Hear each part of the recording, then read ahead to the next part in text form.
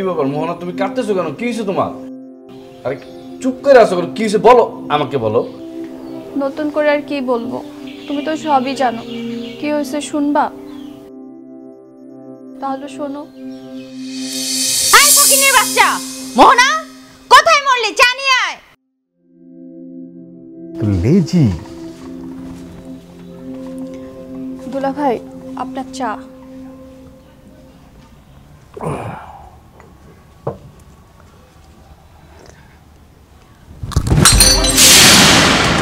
ছি ছি ছি ছি, তোমার চেহারা সুরত দেখে তো আমি ভেবেছিলাম তুমি চা শ্রমিকের মেয়ে, অন্তত চাটা ভালো বানাবে। এই, এটা কি চা বানিয়েছো? ঠান্ডা পানি দিয়ে কেউ চা বানায়? দুলা ভাই, চা বানিয়েছিলাম অনেকক্ষণ আগে। 2 বার আপনার রুমের সামনে যেয়ে ঘুরে আসছি, দরজা বন্ধ ছিল। আপনি তো আবার চা মুখে দিয়ে ডিম ডিম করেন। ডিম সেদ্ধ করতে গিয়ে চা ঠান্ডা হয়ে গেছে। আপনার তো আবার 6টা ডিম ছাড়া হয় না। মর্জিনা, দেখলে ফোঁস করে উঠলো। হ্যাঁ রমজাদি, তোর এত বড় সাহস হয় কিভাবে? হ্যাঁ, তুই আমার জামাইয়ের সাথে মুখে মুখে তর্ক করার সাহস কোথায় পাস? আপু, মুখে মুখে তর্ক করলাম কোথায়? যা সত্যি সেটাই বলছি। এই, যা সত্যি মানে কি? হ্যাঁ মর্জিনা, এই মেয়ে তো দেখি সাংঘাতিক। এই যদি এই বাড়িতে থাকে আমাদেরকে বের করে দেবে, নির্যাতন করে মেরে ফেলবে। শিক্ষা দাও, শিক্ষা দাও। এই, এখনো দাঁড়িয়ে আছিস কেন? যা আবার চা বানিয়ে নিয়ে আয়। যা যা। ঘরজামাইয়ের বাচ্চার এত বড় সাহস তোমার সাথে খারাপ ব্যবহার করে। আমার বোনের এত বড় সাহস তোমার গায়ে হাত দেয় না? চাল নাই, চুলা নাই, ঘর বাড়ি নাই, কিচ্ছু নাই, ফকিন্নির বাচ্চা। কত বড় শখ, বউ হইতে আসছে মাতবর বাড়িতে। ওর বউ হওয়ার শখ কিভাবে মিটাইতে হয় তুমি খালি দেখো আমি ওর সাথে কি করি। মর্জিনা, তোমার ভাইটা শারীরিকভাবে বড় হয়েছে কিন্তু মগজ বড় হয়নি। মানে বডি স্ট্রাকচার জমিদারদের মতো, কিন্তু রুচি ফকিন্নিদের মতো। এরকম নাম না জানা, নাম পরিচয়হীন ফকিন্নির মেয়েকে কেউ বিয়ে করে? আমার খালাতো বোন সালেহা, কি সুন্দর মেয়েটা, যেমন হাইট তেমন গায়ের রং। ওর সাথে বিয়েটা হলে ভালো হতো না বলো? এই বাড়িতে তোমার আর আমার রাজত্বটা টিকত, কিন্তু এই মেয়ে থাকলে কিন্তু সর্বনাশ হয়ে যাবে। দাঁড়াও, দেখো আমি ওর কি অবস্থা করি। হারামজাদির আমি 12টা বাজাই। কার 12টা বাজাবি তুই? আর কারণ না, তোর দুলা ভাইয়ের দাঁত উঠাইতে যাবো 12টা বাজে, এটা কইতেছিলাম। এই যে গর্দামাই সাহেব, দাঁড়ান দাঁড়ান, এদিক তাকান। আপনার কোন বাড়ির জমিদার? হ্যাঁ, আপনার চেহারার ভিতরেই তো একটা ফকিন্নি ভাব। হ্যাঁ, আর আপনার বাবা মা কয়েকদিন একটা ভাঙ্গাচুরা জমিদার বাড়িতে আসছিল দেখে আপনারা জমিদার হয়ে গেছেন। আপনার বাবা কোন রাজ্যের জমিদার ছিল আমার একটু বলেন তো, যে আপনি ঘুম থেকে উঠার পর আপনার জন্য চা নিয়ে দাসী বান্দিরা আইসা বসা থাকবে? কি শুরু করছেন আপনি? কি ব্যাপার শালা বাবু, তুমি আমার সঙ্গে এরকম আচরণ কেন করছো? তুমি জানো, তোমার আন্দাজ আছে তুমি কার সঙ্গে কথা বলছো? শোনো, দৌলতপুর জমিদারদের শেষ জমিদার কিন্তু আমার বাবা। থামেন, চালাবাজি করেন আমার সাথে? হ্যাঁ, এসব চালাবাজি আপনার বউ আর আমার মার সাথে করেন। আপনার একটা ভাঙ্গা জমিদার বাড়িতে আপনার বাবা মা ছিল দেখে সেই জমিদার হয়ে গেছেন আপনারা। হ্যাঁ, গান্দা ঘুরে কথাবার্তা কোন আমার সাথে, আমি সব জানি। কিন্তু সাজু, তুই কিন্তু তোর দুলা ভাইরে অনেক বেশি অপমান করতেছস। আজকে মা আসুক, আমি মার কাছে বিচার দিমু। এই তুই চুপ থাক, তুই আর বেশি নষ্টের মন বুঝছস? তোর একদম গলায় পাড়া দিমু আমি। সারাটা দিন জামাইয়ের সাথে বসে থাকস, লজ্জা শরম নাই তোর? আরে আমার বউ কি আপনাদের মেয়ের কাজের মেয়ে পাইছেন এই বাড়ির, যে যখন তখন যেটা অর্ডার করবে সে করবে, সে কেন করে চা খাওয়াইবে? আর আপা শোন, এরপরে যদি আমার বউয়ের সাথে তোরা দুইজনের কেউ কোনো খারাপ ব্যবহার করছস বা তারে কোনো অর্ডার দিছস, তখন দুইজন আমি ঘাড় ধাক্কা দিয়ে বাড়ি থেকে বের করে দিবো। মনে রাখিস কথা।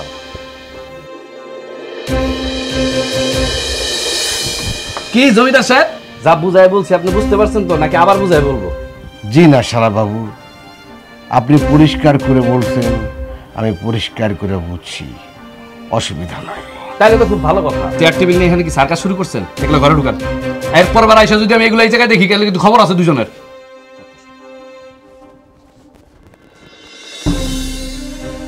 আমার নাম সালামত, আমি যা ঘটাই আগেই দেখাই তার আলামত। ওই বান্দি মায়াটারে এমন শিক্ষা দিতে হইব যাতে জীবনে কোনোদিন আর এই বাড়ির উপর না আসে। জাহাপনা, আপনি কোনো চিন্তা করবেন না। ওই বান্দির বাচ্চার শায়েস্তা কেমন করতে হয় সেটা আমি দেখতেছি। শোনো মর্জিনা, আম্মা যান বাড়িতে আসার সাথে সাথে আমরা উল্টা কান্নাকাটি করে বলবো যে আমাদের উপর নির্যাতন হচ্ছে। তুমি বলবা যে একজন জমিদারের ছেলে, তার সাথে সকাল বিকাল দুপুর আপনি না থাকলে যে ধরনের নির্যাতন হয়, এটা এটা ও যদি আমাকে ওরকম ভালো না বাসতো তাহলে ও টিকতেই পারতো না, থাকতো না। শুধু আমার মুখের দিকে তাকিয়ে আর আপনার সম্মানের কথা ভেবে সে বাড়ি থেকে নড়াচড়া করছে না। ঠিক আছে, যাবো না। এই গর্দমাই, চেয়ার টেবিল এখনো ভিতরে ঢুকান নাই? জমিদাররা চেয়ার টেবিল সরানোর জন্য পৃথিবীতে আসে নাই। চল চল চল চল, আর ঝামেলা করবে। অসম্ভব, অসম্ভব। জামাই, আম্মা, জামাই, আমার শরীরটা কেমন গির করতেছে। একটা রাস্তার মেয়েকে তুলে এনে বিয়ে করে আমাকে বলবে এইটা আমার ছেলের বউ, সেটা কি আমাকে মানতে হবে? আমি তো কোনো মতেই এটা মানবো না। আপনি কখনো মেনে নেবেন না। আর একটা রাস্তার মেয়ে এই বাড়িতে এসে পাওয়ার খাটাবে, আমার মেয়েকে, আমার জামাইকে শাসন করবে, এইটা আমি জীবিত থাকা অবস্থায় সম্ভব? সম্ভব না, কোনো মতেই সম্ভব না। আমি মানবো না। এটা আমার বাড়ি, আমার ঘর। আমি সিদ্ধান্ত নিব কে থাকবে কে যাবে, সেটা আমি ফয়সালা করব। হ্যাঁ আপনি। দরকার হইলে ওই রাস্তার ফকিন্নিকে আর আমার ছেলে সাজুকে এই বাড়ি থেকে বের করে দেবো। মারহাবা মারহাবা, সুবহানাল্লাহ। আম্মা, আমি একটু কদম বচু করতে চাই। আম্মা, আম্মা কি বলবো, এরকম বিস্ময়কর শাশুড়ি আম্মা পাওয়া এটা ভাগ্যের ব্যাপার। দেখেন আম্মা, এই পৃথিবীর কাছে আমার কিচ্ছুই চাওয়ার নেই। কি চাইবো আমি? আমরা জমিদার বংশের ছেলে, আমাদের বংশ গৌরব, বংশ স্ট্যাটাসকে রক্ষা করার জন্যই আপনার এই সম্ভ্রান্ত ফ্যামিলিতে আমি বিয়ে করেছি, এরকম একটা রূপবতী বউ পেয়েছি। কিন্তু কথা হচ্ছে যে কোথা থেকে কে, নাম নেই, গোত্র নেই, পিতৃ পরিচয় নেই, হঠাৎ করে নিয়ে আসলো আর সে এই বাড়ির বউ হয়ে গেল। তার সাথে একই ছাদের নিচে আমরা বসবাস করব, এটা সম্ভব? কথা কম বলো, বুঝছো? তোমার এসব নবাবী ভাষণ এইখানে চলবে না। সাজু যদি শোনে তাহলে তোমার গলায় পাড়া দিয়ে সব ভাষণ একবার পেট থেকে বের করবে। ভুলে যেও না যে তুমি এই বাড়ির ঘর জামাই, যা করার আম্মা করবে। শোনো আম্মা, এই কালনাগিনী কালকেউটোটাকে বাড়ি থেকে যেভাবেই হোক বের করতে হবে, ও অনেক বেশি বেড়ে গেছে। আম্মা, ইয়ে আম্মা, আপনার পা টিপে দেই? না। আচ্ছা। কি ব্যাপার, তুমি এই জায়গায় একা একা বসে আছো আর কি ভাবতেছো? ভাবতেছি বাপের সংসারে যে মেয়ে সুখ পায়নি, স্বামীর সংসারে কিভাবে সুখ পায়। জন্মের পর থেকে সৎমায়ের অত্যাচার সহ্য করে বড় হয়েছি, ঠিকমতো নিজের বাপটারও কাছে পাই নাই। আমার জন্মের পর থেকে আমি আর আমার মা অনেক অত্যাচার সহ্য করছি। সবাই ভাবছিল ছেলে হবে, কিন্তু আমার মতো হতভাগীর জন্মে সংসারে সবাই আমার মায়ের পিছে লাগে। আমার জন্মতে আমার মায়ের কি দোষ বলো? আরে বোকা, এটা নিয়ে কান্নাকাটি করতে হইব, মন খারাপ করতে হইব? আমি আছি না। শোনো, আল্লাহ যা করে সবসময় ভালোর জন্য করে। দেখবা এই বাড়ির সবচেয়ে একদিন সুখী মানুষ তুমি হইবা। শুধু আমার একটু সময় দাও, আমি সব ব্যবস্থা করে দিই। আমি জানি, সেই স্বপ্নই তো দেখতেছি, নাহলে কবে নিজে শেষ করে দিতাম আমার মায়ের মতো। তুমি এইভাবে কথা কইবা না, তোমার আমার জন্য হইলো বাঁচতে হইব। আর শুনো, আমার মন কয় জানো, তুমি আমার একটু সময় দাও, দেখবা তুমি অনেক সুখী হইবা। তোমার মতো ছেলেরা স্বামী হিসাবে পাইছি, তোমার ভালোবাসা পাইছি, আমার আর কিচ্ছু লাগবে না। তুমি শুধু এভাবে আমারে তোমার বুকে রাখো।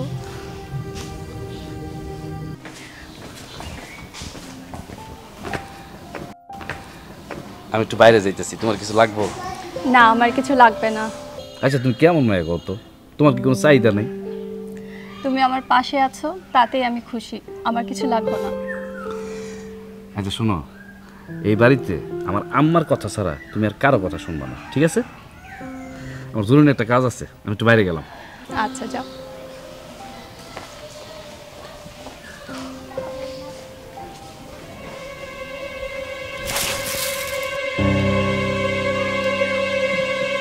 ধর,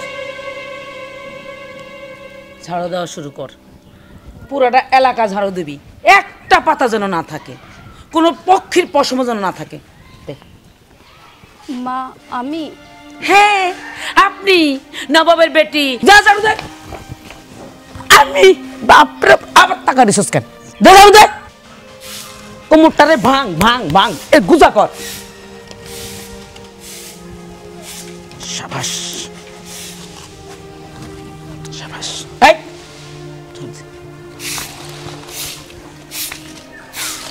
বুঝছো জামাই, এইভাবে কঠোর পরিশ্রম করাইলে তিতা হইয়া সংসার থেকে পালাবে। নাম বাঁচাও, পালাবে না। কেন? শোনেন, আমরা তো জমিদার বংশের ছেলে, তো আমার দাদার বাপের আব্বাজান, সে আবার ওই লর্ড ক্লাইভের সাথে একটা ভালো সম্পর্ক ছিল। তো ছোট লোকদের কিভাবে সাহায্য করতে হয় ব্রিটেনদের কাছ থেকে 3 মাসের একটা কোর্স করেছিল। এখন আপনি যদি এই কাজের বেটিকে বাথরুমে ঢুকতে দেন, খাইতে দেন, ঘুমাতে দেন, আপনি যতই অত্যাচার করেন যাবে না। কেন? কোথায় যাবে? তার কোনো যাওয়ার জায়গা আছে? কেন যাবে? আগে যেখানে ছিল সেখানে না, যাবে না আম্মা। তাকে যাওয়াইতে হইলে আরো কঠোর, আরো কঠিন, একদম হার্ড লাইনে যেতে হবে। তবে তাই হবে, কঠোর লাইনে, হার্ড লাইনে, সব লাইনে যাইতে হবে। প্রয়োজনে ডালে চালে মিশিয়ে দিতে হবে। তারপরে কাপড়, পরিষ্কার কাপড়ের মধ্যে গোবর মেখে বাথরুমে পরিষ্কার করাইতে হবে। বাথরুমের মধ্যে মনে করো বাইরের যত ময়লা সয়লা আছে সব কিছু ফালাইয়া পরিষ্কার করাইতে দিতে হবে। পানি থাকবে না, বালতি দিয়া পানি নিয়ে আসবে, তারপর কাপড় কাচবে। হয়েছে কি আম্মা জান, আমরা তো জমিদার বংশের লোক, তো আমার দাদা, তার সাথে আবার ওই জাপানের রাজার খুব ভালো সম্পর্ক ছিল। তো সে বন্ধু মানুষ, একটা উন্নত মানের গিফট তাকে দিয়েছি। দাদা ওটা এনে তার একদম ড্রয়িং রুমে রেখেছি। একটা কাজের মেয়ে, সে ওই ঝাড়ু দিতে যে ওটা ফেলে দিয়েছে। দাদার মেজাজ গরম হয়ে গেছে, ঠাস করে একটা থাপ্পড় দিয়েছে। এই কাজের মেয়ে যে এত বড় কান লাগেনি দাদা তো বুঝতে পারেনি। একদিন গোসল টোসল সেরে দাদা যেই না তার রুমে ঢুকেছি, ও বাবা, কাজের মেয়ে সাথে সাথে রুমের মধ্যে ঢুকে দরজা আটকে দিয়েছি। আমার দাদা বলে, আম্মা জান, আমার খুব ভয় লাগে, কবে না এই কাজের মেয়েটা আমার রুমের ভেতর ঢুকে দরজা আটকিয়ে দেয়। জি, বিশ্বাস করেন আম্মা জান, আমি আপনার মাথা কি ব্যাপার, আম্মা জান বউ হয়ে যায় কিভাবে?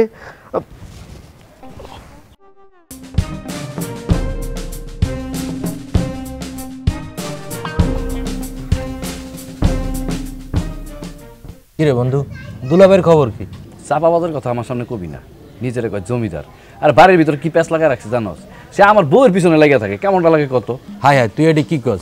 তারে তো আমার কোনো অ্যাঙ্গেলেই জমিদার মনে হয় না। আর একটা মানুষ যদি এরকম শ্বশুর বাড়িতে সারাদিন বইয়া থাকে, প্যাঁচ তো লাগবই। তোর মনে হয় সে যাইবো? সে তো একদম খুঁটি গাইরা তারপর আমাকে বাড়ির ভিতরে থাকতেছে। শোন, যত তাড়াতাড়ি পারস তার এই বাড়ি থেকে বিদায় কর। এলাকাতে তোদের একটা সম্মান আছে, নাহলে তোকে মান সম্মান ইজ্জত সব যাইবো গা। সে তো ঘর জামাই, পুরো গ্রামের মানুষ তো যাই না গেছে, তুই জানোস না? তুই আছো যাওয়ার আশায়। আচ্ছা তারা মোহনার একটা ফোন দিই, অনেকক্ষণ হয়েছে কথা কই না। দে দে, ভাবির লগে কথা ক। তুই তো আইসস অনেকক্ষণ হয়েছে।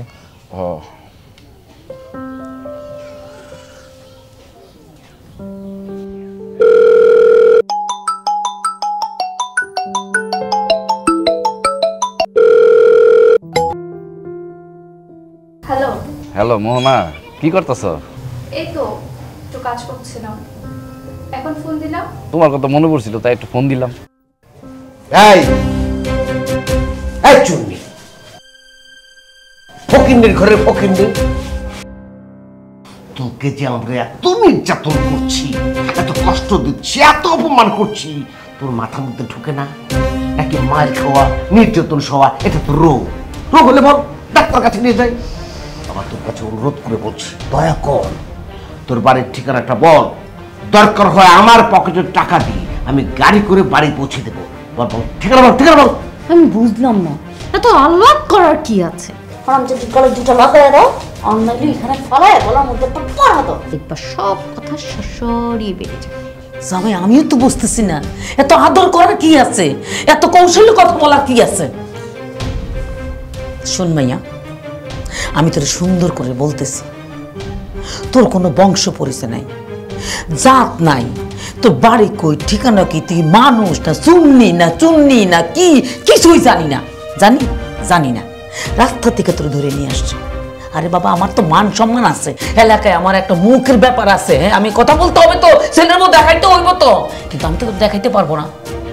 তোর সুন্দর করে বলতেছি, এখনো সময় আছে, তুই চলে যা। তোরে কি বিয়ে করছে না করে নাই সেইটাও তো আমি জানি না। আর যদি কইও থাকে, কসম আমার মেয়ের জামার কসম, আমি তোকে গ্রহণ করব না। সম্ভব না। একটা বুদ্ধি দে, সোজা আমার বাড়ির থেকে বের হয়ে যা। আমি কোনো ঝামেলা চাই না। আমার একমাত্র পোলা, স্বর্ণের চামচ নিয়ে যে জন্মাইছে, তোর মতো ফকিন্দির আমি বউ বানাবো, সমাজে মুখ দেখাইতে পারবো। যা, বাড়ি যা, চলে যা। তুমি কিছু বলতেছো না কেন? আরে কথা তো বলবা। মা, আমার যাওয়ার কোনো জায়গা নেই মা। আপনি আমার যেভাবে বলবেন আমি বাড়ির সব কাজ করব, চা খাইতে দেবেন তাই খাবো। আমাকে 2 চামচ ভাত আর একটু লবণ দিলে হবে মা। তারপর আমাকে বাড়ি থেকে বের করে না মা, আমাকে বাড়িতে থাকতে আমি তো বুঝলাম না, এই হারামজাদের এই নেকা কান্না শুনতেছো কেন? দাঁড়ায় তোরটা খুলে দুটো দাও না কেন গালের মধ্যে?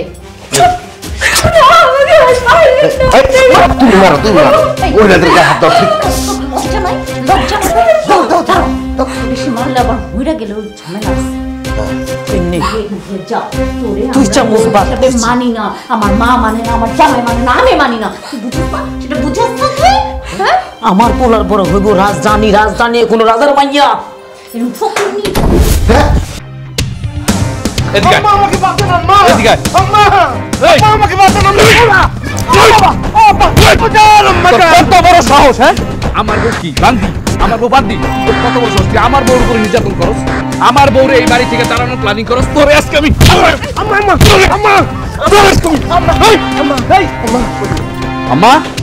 তুমি একটা কথা কান খুলে শুনে রাখো। এই বাড়ির মালিক আমার আব্বা ছিল না? আমার আব্বা কিন্তু এখন বাইচা নাই। তার মানে এই বাড়ির মালিক এখন আমি। আর তুমি কেমনে পারলা? হ্যাঁ, তোমার নিজের বৌমারে তুমি এই বাড়ি থেকে বের করার প্ল্যানিং করতে? ছি আম্মা, ছি। এই, তুমি এগুলো মাকে কি বলতেছো? আসো তো, ভিতরে আসো।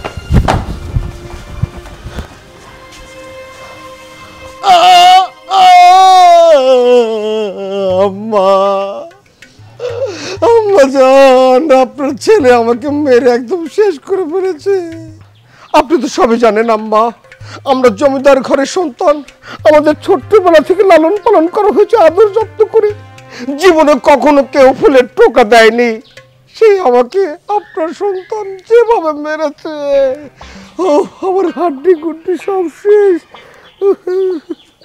আম্মা, আমার এই মায়ের বিচার যদি আপনি না করেন, আমি কসম কেটে বলছি, সাঁওতালদের মতো এই বাড়ি থেকে আমি বিদ্রোহ ঘোষণা করব।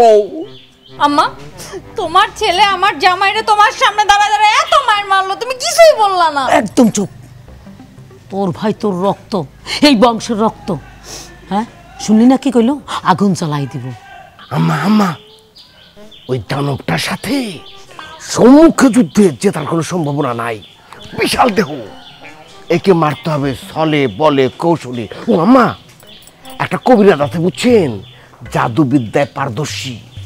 এই লোকটার কাছে যদি সামান্য কয়েকটা চুল নিয়ে দেওয়া যায়, সে এমন জাদুবিদ্যা করে একটা বান মারবো, দেখবেন যে গলা দিয়ে রক্ত উঠা দরপর দরপর দরপর দরপর দরপর করতে করতে মরে যাবে। কি বলো তুমি? তুমি আমার পোলারে মারার ব্যবস্থা করতেছ? আপনার পোলার কথা বলি নাই আম্মা, পোলার বউয়ের কথা বলছি। সে তো মানুষ না, ডাইনি, মানুষ রূপে ডাইনি, তাকে শেষ করতে হবে। জামাই, যা যা লাগে সব ব্যবস্থা করো। আমি হারতে শিখি নাই, আমার জিততে হইব আমার। হ্যাঁ আম্মা, আপনাকে জেতার জন্য যদি আমার জীবনটা দিয়ে দিতে হয় আমি দেব। আপনি তো জানেন না আম্মা, আমি এত বড় বংশের ছেলে হয়েও আপনাকে নিজের আম্মা জান আর আপনার মেয়েকে আমার আপন বউ ভেবে ভালোবেসে এত কষ্ট এত যন্ত্রণা আমি সহ্য করছি। এই জন্যই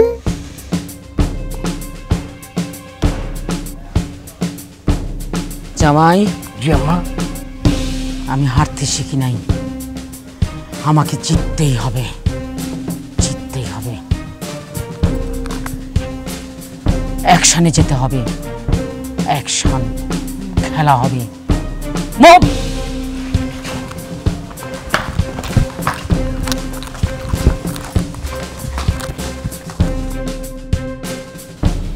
না, তোমারে আর এই বাড়িতে রাখা যাবো না, যা শুরু করছে এইগুলা। আচ্ছা আমি এখন কি করবো কত? আমার তো মাথায় আসতেছে না কোনো কিছু। তুমি আমাকে নিয়ে চিন্তা করো না তো, যত কষ্টই হোক আমি এই বাড়িতেই থাকবো। আরে আমার সৎমাতে এর চেয়ে তো বেশি নির্যাতন করতো, ওরা তো আমার সৎমায়ের চেয়ে তো অনেক ভালো। আমাকে কথায় কথায় গায়ে হাত তোলে না, খালি বকাঝকা করে। আর শোনো, দুলাভাইকে এভাবে বকাঝকা করা তোমার ঠিক হয়নি। যতই হোক বয়সে তোমার উনি বড়। বয়সে বড়, ওটা মানুষ নাকি? ওটা তো একটা অমানুষ, জানো? আর বৌমা, বাবা, আমরা তোরা মাফ করে দে। আমি ভুল করছি, অন্যায় করছি। বয়স হয়েছে তো, কখন কি বলে বলে ঠিক নাই, মাথাটা খালি আউলে যায়। আর এই যে তোর দুলাভাই, তোর বোন সারাক্ষণ মাথার মধ্যে খালি ফুসফুস ফুসফুস কানের মধ্যে করে তো, হাউলিয়ে যায়। আমি বুঝছি বৌমা, আমি বুঝছি, মানে ঘরের বউ লোক এরকম অত্যাচার করা উচিত না, এগুলো অন্যায়। আমি আর জীবনে করতাম না। এই যে তোর দুলাভাই আছে না, একদম বাড়ি করে দেবো। মনে কর চলে গেছে, একদম চলে গেছে, আমি এখনই বাড়ি করে দেবো, চলে যাব, সব ঠিক হয়ে যাব। না মা, দুলাভাই এই বাড়িতেই থাকবে, আমরা সবাই মিলেমিশে এই বাড়িতেই থাকবো। তুমি চলো, দুলাভাইয়ের কাছে মাপ চাবা, দুলাভাইকে বুঝে এই বাড়িতে রাখতে হবে। চলো। তোমার কি মাথা খারাপ হয়েছে? বাজে লোকের কাছে আমি মাপ চাইতে পারবো না। তুমি চলো তো, চলো, আসো।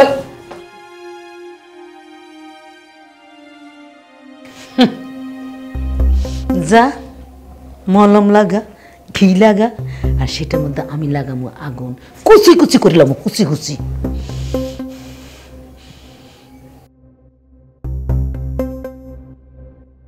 কোন রকম নড়াচড়া করবি না, শব্দ করবি না। বেশি শব্দ করলে তো এখনই কোবায় তোরে মাইরা ফেলাবো। চুপ, তাড়াতাড়ি মুখটা বলতা শেষ করো। হাত পাত, হাত হাত হাত পাত। নে, হাত পাত, হাত পাত, হাত পাত, হাত পাত।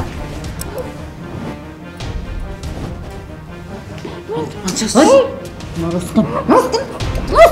ঠোঁট চালাই করে দেবো, ঠোঁট চালাই করে দেবো। খারাপ তোমার জামাই, আমি কি করবো? শোনেন আম্মা, এক্ষুনি ওরে নিয়ে বাইরে যাওয়া যাইব না, ঝামেলা আছে। আগে ওরে এইখানে কিন্তু সাধু বেশি আসে না। এই ঘরের মধ্যে আমরা কিছুদিন আটকা রাখবো। 6-7 দিন চলে গেলে সাধু যখন ওরে ভুলে যাবো, নর্মাল হইব, তখন বস্তার মধ্যে ভৈরা কালিন্দী নদীতে মাছ আছে, বস্তা ইট বান্ধে ফেরে দেবো, মাছ ওরে খায়া ফেলাইব, ঝামেলা শেষ। দাঁড়াও তুমি, এই তুমি এত পেঁচাও কেন? হ্যাঁ, এত দেরি করার কোনো দরকার নেই। এখন ধরো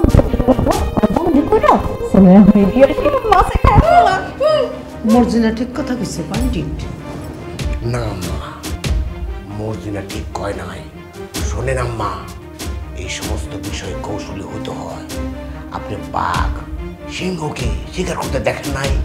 ওরা কিন্তু হুটহাট শিকার করে না, আগে পজিশন নেয়, ভিকটিমের অবস্থা বুঝে, তারপর সাইজ বুঝে, অবস্থা বুঝার সময় বুঝে খ্যাট করে লাফায় পড়ে। শোনেন, আমরা কিন্তু এই মায়ার পেছনের ইতিহাস জানি না। এমনও কিন্তু হইতে পারে এর বাপ ডাকাত কিংবা খুনি, এমনও হইতে পারে সে নিজেই সিআইডির লোক। একটা লাশ গায়েব করতে যায়, আমরা সবাই লাশ হয়ে যাবো, দরকার কি? 6-7 দিন যাক, সাজুকে আমরা বুঝি, তারপর যেটা বললাম সেটাই বস্তায় পুরা পানির মধ্যে ডাকবি। তাহলে করবোটা কি? এখন কি করবো? আরে আবার কি করবো? আপাতত এখানে বন্দি করে রাখি, এখানে তো সাজু আসে না। কোন রকম চিল্লাইছিস? করে বটি দিয়ে কল্লা কাটতে না।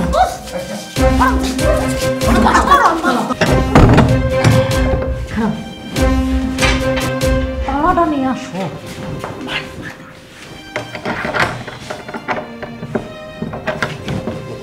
আম্মা, এবার তো বুঝতে পারলেন আপনার জন্য আমরা জান কুরবান দিতে পারি।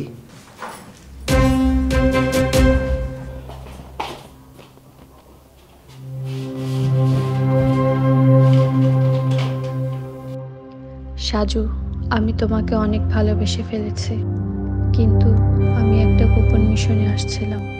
তোমার মায়ায় পড়ে গেছি।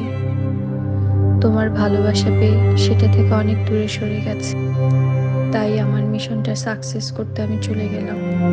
আমার উচিত হয় নাই। আমাকে তুমি খুঁজতে চেও না। ভালো থেকো। মা, মা, কি হয়েছে বল।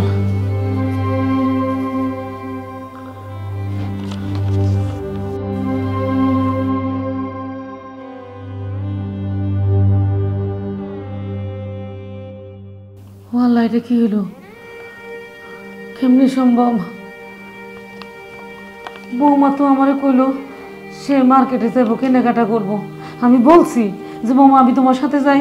সে বললো না আম্মা, আপনি যাওয়ার দরকার নেই, আমি একা যেতে পারবো আর তাড়াতাড়ি চলে আসবো। আল্লাহ গো, এটা কি করলো? এটা কি করলো? মানুষের কাছে কি করবো? ওরে আল্লাহ রে, বৌমা তুমি এটা কি করলা? এটা তুমি কি করলা? আয় আয় আয় রে, মান সম্মান থাকবো না।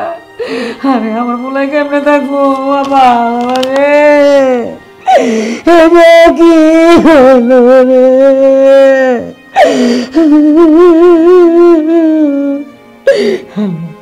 আল্লাহ তোমার বাবারে ফিরে দাও।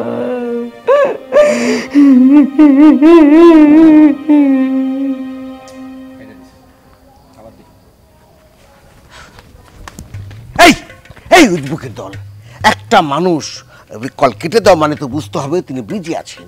তোমরা বারবার কল দিচ্ছ, মিনিস্টারের কল আমি রিসিভ করতে পারছি না। কি কি হয়েছে, কি প্রয়োজন বলো। দুলা ভাই, আপনি নিজেই তো বললেন যে আপনার বাড়িটা যাই দেখে আসার লাগে, তাই না? কইছেন না? যাওয়ার পরেই তো মনে করেন যে আমগুলো আধা ঘন্টা ধরে পিটাইছে। আরে কি আজব কথা, খাওয়া কেন পিটাবে? ওরা তো গরু পিটায়, মহিষ পিটায় না। তোমরা কি গরুর মতো কোনো আচরণ করেছিলে? আরে না, আমরা মহিষের মতো কি করব? আমরা ওইখানে বাগান থেকে জাস্ট একটা ফুল ছিঁড়ছি, ফুল ছিঁড়ার পরে পিছন থেকে 4-5 জন এসে দিছে আমগুলো পিটা। আজব তো, আমার নাম বলো নাই? আরে ভাই, আপনার নাম বলার পরে এমন আপ্যায়ন করছে বুঝছেন, টানা 10 দিন ধরে যদি ট্যাবলেটও খাই না সহ্য হইতে পারবো না ভাই। আমার নাম কি নাম বলেছো বলো তো? জমিদার সালামত খান। হাট বোকা, ওরা কি আমার সার্টিফিকেটের নাম মুখস্থ করে বসে আছে? আমার নিক নেম। হয়েছে কি, তোমাকে বলতে হবে যে আমি ছোট জমিদারের লোক, দেখতে কি আপ্যায়নটা করে। আমাদের বংশের মধ্যে সবচেয়ে সাইজে ছোট আমি, এই জন্য সবাই আমাকে ছোট জমিদার হিসাবে চেনে। বাবারে, তোমরা তো জানো না, আমি যদি এখনো আমার এলাকায় প্রবেশ করি, ছাতা ফোটানো থাকলে সেটা বোঝাবে, স্যান্ডেল হাতের সাইডে দাঁড়িয়ে বলবো আসসালামু আলাইকুম জমিদার সাহেব। কারণ ওই এলাকায় স্কুল, কলেজ, হাট, বাজার সব তো আমার দাদার দাম। আচ্ছা ঠিক আছে ঠিক আছে, আবার যেও, ভালো মতো আপ্যায়ন পাবে। ওকে? না দুলা ভাই, আজ যাওয়ার ইচ্ছে আমার নাই। একবার যাওয়াতে আমার 1 মিনিট হয়ে গেছে, আর যাবো না, শেষ। ঠিক আছে, ঠিক করে নে, এখন যাও। বিজি আছে যাও, আমি এই বিষয়ে নিয়ে পরে কথা বলবো, যাও। ঠিক আছে। ঠিক আছে ভাই, ঠিক আছে।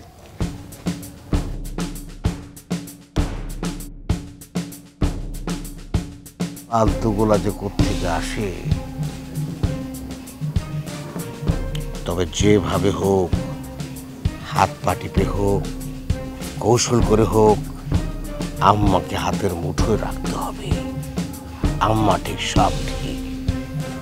ওই কান্নাগিনীকে এই বাড়ি থেকে সরাতেই হবে।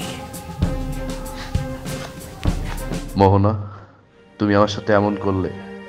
আমি তোমাকে কত ভালোবাসলাম, তোমার জন্য বাড়ির সবাইকে অপমান করলাম, তোমাকে নিয়ে কত প্ল্যান করলাম, আর সেই তুমি আমার সাথে এরকম করলে।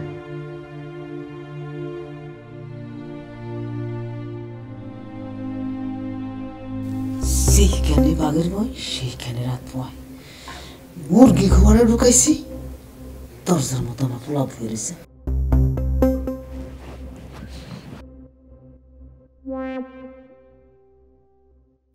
বাবা, বৌমার কোনো খোঁজ পাইলি? আহারে, মেয়েটা কোথায় চলে গেল? ভালো মেয়ে ছিল। খারাপ লাগতেছে মেয়েটা লেগে, কেমন জানি অস্থির অস্থির লাগতেছে, বাড়িটা ফা ফা করতেছে, খা খা করতেছে। আরে মুরব্বী হিসাবে শাশুড়ি হিসাবে কত শাসন করছে, বকা দিছে, গায়ে হাত দিছে, কখনো কোনো প্রতিবাদ করে নাই, একটা টু শব্দ করে নাই, সব মুখ বুঝে সহ্য করছে। কোথায় যাবি এখন মেয়েটা, কই খুঁজবো আমার ছেলের বউ? বৌমা, বৌমা তুমি কেমনে পারলা এরকম করতে? কেমনে পারলা বৌমা? আচ্ছা আমি নাইলে শাশুড়ি, আমি জন্ম দেই নাই, আমার জন্য তোমার মায়া হয় না, কিন্তু তোমার স্বামী, আমার ছেলে তো তোমার স্বামী ভালোবাসছিল, কেমনে তুমি স্বামীরে ভুলে গেলা? আমার মাথায় আসে না বৌমা, আমার বৌমা।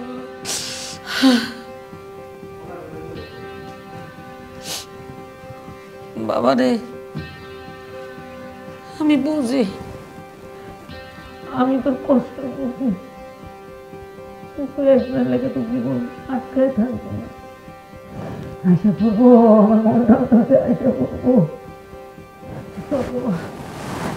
ঘরে শোন, আমি দোয়া করি, আইসে বলবো, আইসে বলবো।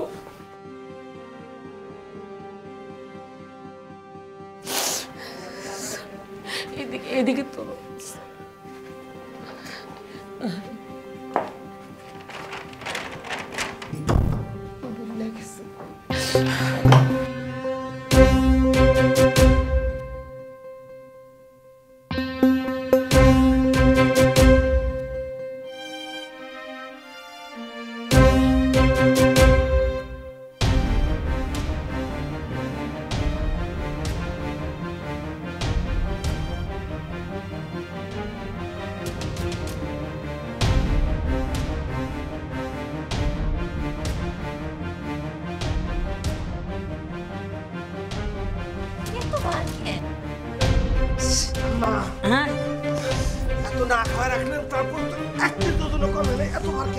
আরে মানুষ মরলে ওজন বেড়ে যায়, ভারী হয়ে যায়, হাড্ডি ওজন হয়ে যায়।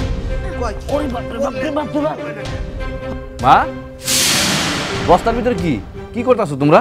কিছু না কিছু না, ওই তোষক পচে গন্ধ বের হচ্ছে তো ফেলে দিতে যাচ্ছি। পুরান বই বই বই। আরে তোমরা পারবা না তো, আমি আসতেছি, দাঁড়ো দাঁড়ো।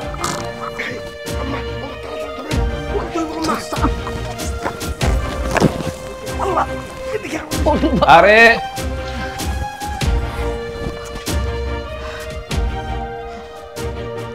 দুলা ভাই এদিকে আসেন, একটা অটো ডাইকার নিয়ে আসেন, আমি তুলে দিতেছি। না না না না, তুমি অফিসে চাকরি বাকরি করো, অনেক কষ্ট হয়, তোমার প্রয়োজন নেই, তুমি রেস্ট নাও, আমি পারবো। আরে জমিদার বংশের ছেলে না, আপনি যে কি পারবেন সেটা তো আমি দেখলাম বারান্দা থেকে। জান বলছি একটা ভ্যান ডাইকার নিয়ে এসে ভ্যান ডাইকার নিয়ে আসেন, শুধু বড় বড় কথা আছে আপনার, আর কিছু নাই। আরে কি আরে আশ্চর্য, তোর দেখলে কি হইছে? এই মা সর, ময়লা কোন দোকানে দেব? এই সর, আম্মা যাও, তুমি দূরে যাও, দূরে যাও। আরে এটা কি করতেছ? এটা আমি নিয়ে ওর জামাইয়ের বাচ্চা, সর সর। মোহনা, মোহনা, মোহনা তোমার কি হয়েছে? তোমার এই অবস্থা কেন?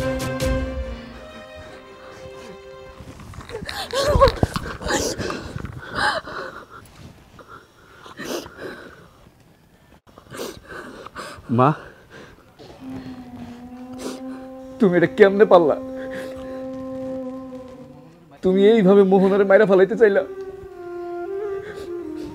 ওর কি দোষ?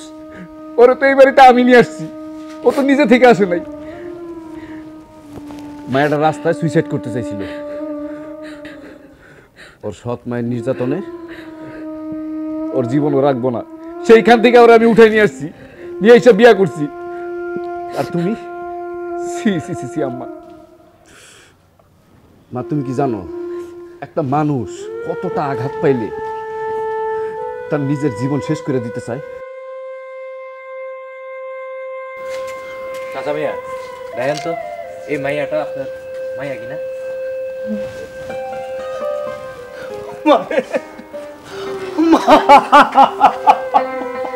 বাবা বাবা মারে, তোর জীবন শেষ করার মূল কারণে ছিলাম আমি। অতভাগা বাবা, তোর মা। আমারে মাফ করে দিস মা, আমাকে মাফ করে দিস মা। আপনারা সবাই শুনেন, আমি জব্বর চৌধুরী, দৌলতপুরের জমিদার। আমরা মোহনা যখন জন্মগ্রহণ করে আমরা ভাবছিলাম ছেলে হবে, আমরা সবাই ছেলের অপেক্ষায়, কিন্তু হলো মেয়ে। তখন আমরা সবাই মোহনার মার সাথে অনেক খারাপ আচরণ করি। খারাপ আচরণ সহ্য করতে না পেরে মোহনার মা একদিন মারা যায়। পরিবারের কথায় আমি আরেকটা বিয়ে করি। তখনই মোহনার জীবনে নেমে আসে অন্ধকার।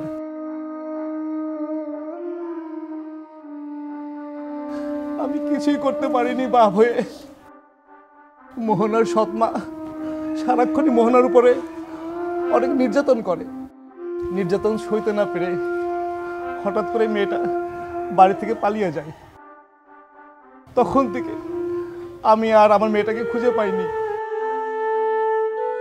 কত জায়গায় খুঁজেছি, থানায় জিডি করছি, আমি আমার মোহনাকে পাইনি।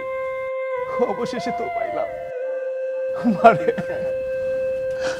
আমাকে ক্ষমা করে দিস মা। না বাবা,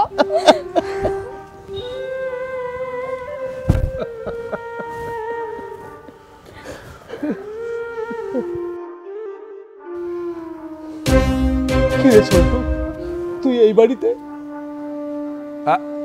আপনি এই শয়তানের বাচ্চাটা চিনেন কিভাবে?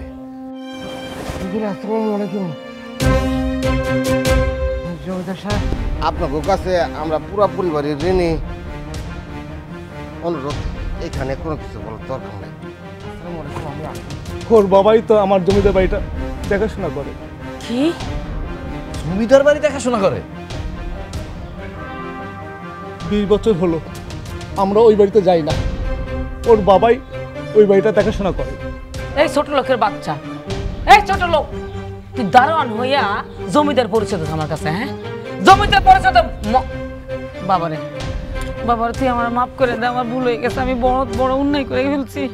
আমি অন্যায় করছি, ভুল করছি, আমি মূর্খ, এজন্য ভুল করছি। আর এই যে এই শয়তানের বাচ্চা, এই কবি দারোয়ান লুচ্চা বদমাশ, তার কারণে আমি এই ভুলটা করছি। আজকে তারে আমি জুতা দিয়ে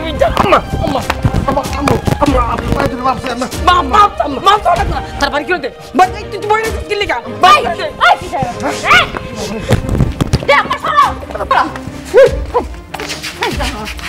কেন আমাকে জীবনটা ধ্বংস করছো? এতদিন কেন এত বড় বাটপাড়ি করছো যে তুই জমিদারের বাচ্চা, তুই একটা ফকিন্নির বাচ্চা দেখছস? ভাই ভাই, তুই এটার বিচার কর। ও কেন আমার জীবনটা নষ্ট করছো? আচ্ছা শোনো শোনো, তোমার পায়ে আমার রাজত্ব ভালো হয়েছিল, আমি লোক সংবরণ করতে পারিনি, আমরা মাফ করে দাও। এই তোকে নাটক বন্ধ কর। তোরা যে অন্যায় করছো এতদিন ধরে, তোকে কোনো ক্ষমা নাই। তোরা এই মুহূর্তে এই বাড়ি থেকে দুজন বাইরে হয়ে যাবি। যা বাইর। এই বাইর, মার দিকে তাকাবি না। বাইর, এই বাইর, তোর জমিদারের গোষ্ঠী গিলাই বাইর।